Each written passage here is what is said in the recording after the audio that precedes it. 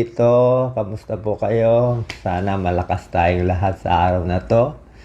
So, okay naman tayo for the past few days. Tuloy-tuloy na yung paggaling natin. Marami nga nagtatanong di ba Doc dati, sobra ka ng lala. Wala ka ng boses noon, ang hina-hina mo na. Anong nangyari? Ang nangyari, na Singapore tayo. Yun ang nangyari, na Singapore. Kasi nga sa Pilipinas, talagang ang hirap talaga. Pagdating ko dito sa Singapore, ang dami ko nakitang pagbabago. Una-una, parang Pilipinas din dito. Ang daming nurses dito. Alam ko, ilang hundreds of thousands ang Filipinos dito. At ang mga nurses nila dito, yung mga matatagal na. Yung mga 5 years, 10 years experience, 15 years experience. Sa Pilipinas, sa ospital ko doon, ang nurses natin, gaano ba katagal experience? 2 years lang. 1 year, 2 years, abroad na agad. So, ang mga nag-aalaga sa mga kababayan natin sa Pilipinas na nurses, kung private ka man o public, ay yung may 1-2 years experience. Paano naman yun, 1-2 years experience? Siyempre, hindi pa ganun kagaling. Tapos, ang sweldo nila, minimum wage lang. So, sweldo nila, palagay natin, 17,000. Hirap sa pamasahe, hirap sa pera. Bago pa lang nurse, ipapaalaga mo sa katulad kong mahirap na case. Ay, mamamatay talaga yung pasyente pag gano'n. Paano nga? Kulang nga tayo. Nag-aalisan nurses natin. Dito, sweldo nila mga kung peso, siguro 120,000. Banda roon. Pero tignan mo naman dito, 10 years experience. Kaya talaga pagtusok. Swak, pag-alaga ng mga line, ang gagagaling. Tapos, isa lang sinasabi ng mga nurses dito nung andun pa ako sa ospital. Pag sa Pilipinas, hopeless case ka, pagdating mo dito sa Singapore, baka easy case ka lang. Baka easy case ka lang. Pag sa Pilipinas, ganitong bukol, wala na pag-asa yan, malabo na. Pag dito, kahit gaano kalaki ang bukol, meron silang paraan na magagawa. Meron pa nga sila ibang technique na parang hindi na nga nagdadialysis yung iba. So, laging ganun ang kwento. Laging ganun ang kwento. Wala tayong sinisiraan kahit kanino. Pero syempre, para magkaroon ng tunay na pagbabago, dapat alam natin yung tunay at hindi tunay. Huwag tayo magsisinungaling. Kung ano yung tunay, yun na. Paano tayo matututo, di ba? So, sa nurses pa lang, talo na tayo. Tapos, syempre, mga doctors nila dito, halos lahat trained abroad. Libre ng gobyerno nila. Dito, pag magaling kang high school, college, ililibre ka ng gobyerno sa Stanford, sa Harvard. Gobyerno magbabayad sa'yo. Ang kailangan mo lang mataas grade mo, libre ka na, relax ka na. Pag magaling ka, babalik ka dito sa Singapore, kaya pinagkakaguluhan dito. Kaya ang daming Pilipino dito. Ang dami dito. Tapos yung gamot, ang gamot nila, cute nga ganito. Tayo sa Pilipinas, bukod sa walang gamot, majority ng mga gamot ko wala po sa Pilipinas. Siguro, sa mga 10 ini-injection sa akin, baka 4 lang ang meron. Yung 5, hindi available. Bakit? Pilipinas, maliit na bansa. Mahirap na bansa, maliit pa. Bakit maglalagay yung mga magagandang gamot doon? Wala rin naman bibili. Siyempre, ilalagay ng mga drug company magagandang gamot nila sa Singapore, sa Hong Kong, yung mga mayayamang bansa na kaya bumili. Diba? Let's say may produkto ka, doon nilalagay sa magagandang lugar, doon sa mga malls. So, parang gano'n. Kaya sa Pilipinas, yun ang problema. Kahit magaling doctors natin, wala rin gamot na panlaban. Tapos pag dito, sa atin, di ba, pag binigyan ka reseta, kailangan, bili ka muna sa Mercury, pila ka sa drugstore. Dito, sila na magbibigay, nakabigay na Yan, naka-label na, ganyan Lahat nakabigay na, nakapack na, nakapangalan mo na. Kaya kompleto lahat eh. Actually, hindi ko na iniinom to lahat eh. Dati lahat to iniinom ko, pero ngayon halos wala na ako iniinom eh. Yung sa liver, di ko na iniinom, okay na liver ko. Pampaihi, di ko na rin iniinom, tapos na ako doon. Itong potassium, minsan-minsan. So, halos wala na ako iniinom ng gamot eh. Tsaka makita niyo yung kulay ko. Dati kulay abo na tayo eh. Dito siguro sa mahal ng injection eh, naayos na. So, malaking tulong, malaking ginhawa. Diba sabi ko sa'yo, 10 out of 10 yung pain ko. Dito halos di ko maramdaman eh. Siguro 1 out of 10 o hindi ko maramdaman. Pero syempre, namaya tayo, kaya nagbi-build up tayo ng lakas natin. Okay? So, maraming cancer survivor. Merong nagsasabi, Doc, ba't mo sinabi mamamatay ka? Tunay naman talaga mamamatay na ako dun. Kahit dito, nung bago ako, nung nag-neutropenic sepsis ako, muntik-muntik. Tingin ko lang God's will eh. God's will mangyari sa akin yon para makita ko yung ganda dito, ma-apply natin sa Philippines. God's will din siguro na gumaling dito. Diba? Pero wala naman 100% sure. Diba? Kasi ako nagulat lang ako eh. Biglang 1 to 2 months ago, biglang sabog eh. Yung sakit.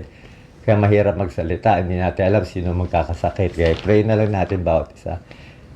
So maraming cancer survivors. Diba? Hindi lang naman ako o ibang tao. Huwag natin i-down. May nabasa ako, tatakbo ka ba sa politika, terminally ill? Paano ako naging terminally ill? Anong terminally ill? Ibig sabihin, binibigyan mo ako ng tanning 6 months. Wala ako sinasabing 6 months. Baka pinapanood nyo peke, fake news. Sa page ko, wala naman ako sinasabi. Baka pinapanood nyo yung mga libo-libong vlog na si Doc mamatay na, si Doc may tanning na, si Doc Lisa nasa cemetery niya. Clickbait yun. Lahat naman mga tao pinapatay nila dun. Kahit si Enrile, ilang beses na nila pinatay. So clickbait yun. Inuuto ka ng mga ibang vlogger. Huwag maniwala. So hindi maganda tawaging terminally ill. Lalo na tulad ko. Kasi alangan man pumunta ka dun sa isang ward na puro may cancer, sasabihin mo lahat kayo mamatay. Walang ganun. Diba? Kayo, hindi ko terminally ill. So, walang ganun. Diba? Tingnan nyo kung malakas. Kung malakas yung kandidato nyo, baka malakas magnakaw. Di natin masabi. Diba? Kung malakas naman magnakaw, hindi rin maganda. Healthy nga siya magnakaw eh. Ako, let's say 50%, 70%, hindi natin alam eh. Baka totally ma-cure pa to eh. Diba? So, maganda dito. Next, side effects, actually, nasasanay na ako eh. Yung sa buhok naman daw po kasi, tutubo din daw pag natapos. Siguro mga December, hopefully. I don't know. Diba? Tapos yung diet ng cancer patients. Dati, ang diet natin, syempre, pag walang sakit, bawas taba, bawas karne, yung tama lang. Pero pag cancer patients, ang turo sa akin ng doktor ko, ni Dr. Ang Peng Tiam, kumain daw ng kumain. Hindi pwede yung normal kain na kanin, ulam, gulay, gatas. Hindi pwede ganun. Yung ganung kain, gawin mo 3 doble. Kung kaya mo kumain ng doble sa dati mong kinakain, bakit? Kasi meron ka pa pinapakain na isang isang alien na magulo sa katawan mo. Kasi yung cancer mismo, kumakain din siya ng energy mo. Kinukuha niya yung glucose, kinukuha niya yung pagkain mo, kinukuha niya yung lakas mo. So dapat, sobrahan mo yung kakainin mo talaga. Tapos babantayan mo yung timbang mo.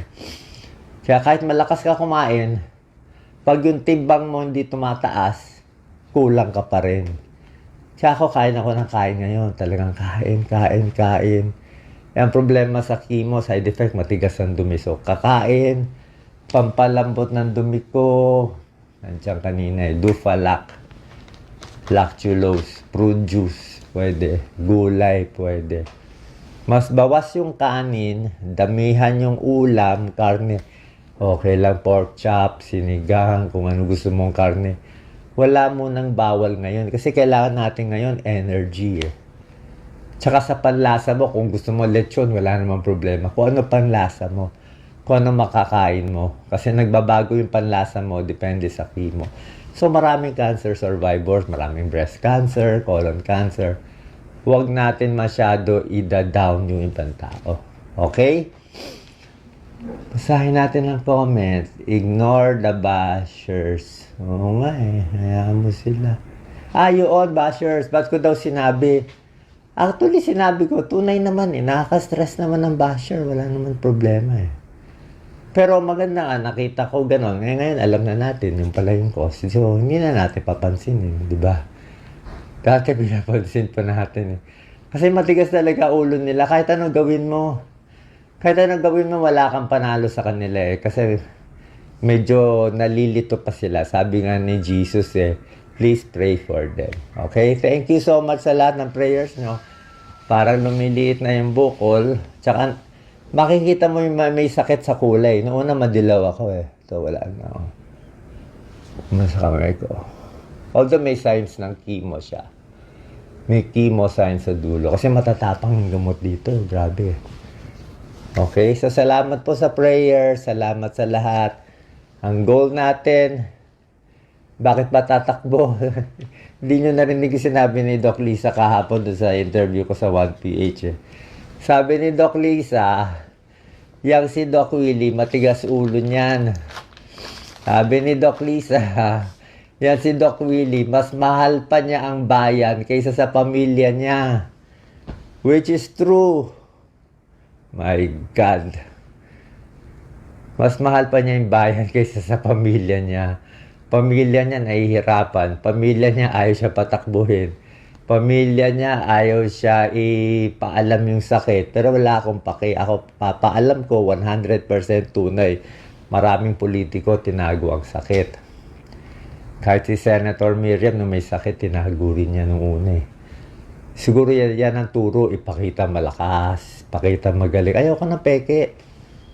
Pag malakas, mahina. Noon mahina ako, pero ngayon malakas ako. Bukas, hindi ko alam. Baka malakas ako. O baka yung basher na humina. Baka yung basher na magkasakit ng malala. Hindi natin alam eh. We don't know what life is for. Pero feeling ko kasi God's will to eh. God's will magkasakit, God's will gumaling, God's will bumait ang mga tao. Yun naman ang purpose natin eh. Para magkaroon tayo ng konting excitement, konting pagdarasal dito sa Pilipinas. Hindi puro away-away na lang yung mga leader natin, nakakahiya eh. Obviously, power lang naman pinag-aawayan eh. Naglolokohan lang tayo doon. Hindi naman tanga ang Pilipino. Okay, salamat po. God bless po. Salamat. Kung meron tayong mga topic na gusto nyo, sulat nyo lang, pag-usapan natin. Thank you.